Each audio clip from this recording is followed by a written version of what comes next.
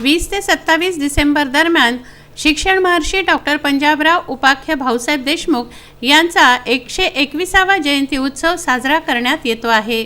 या जयंती उत्सवामध्ये विविध कार्यक्रमांचं आयोजन करण्यात आलं आहे।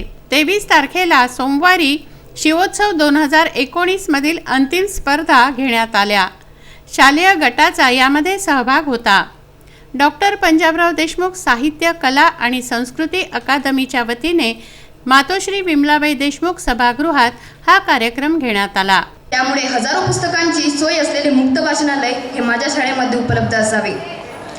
नेल्सन मंडेले असे म्हणतात की कुठल्याही राष्ट्राची संपत्ती ही तेथील भूगर्भात नसून तेथील बुद्धिमान युवकांच्या डोक्यात आहे।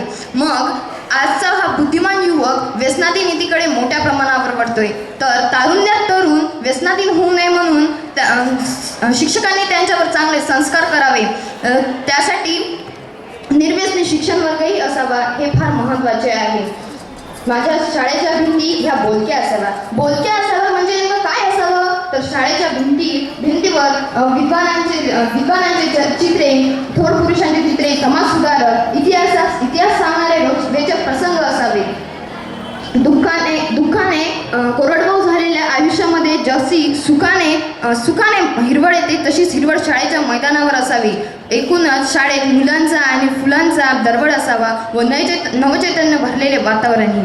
मला असे वाटते की उद्याचा ग्लोबल इंडिया घडवण्याचं सुवर्ण संधी फक्त शिक्षकांनाच प्राप्त झाली आहे। कारण मुलांच्या कोऱ्या, करकरीत आणि निरागस मेंदूमध्ये जर सर्व धर्म समभावाचे सॉफ्टवेअर। श्री शिवाजी बहुउद्देशीय शाळेच्या वतीनं या कार्यक्रमाचं समन्वयन करण्यात आलं।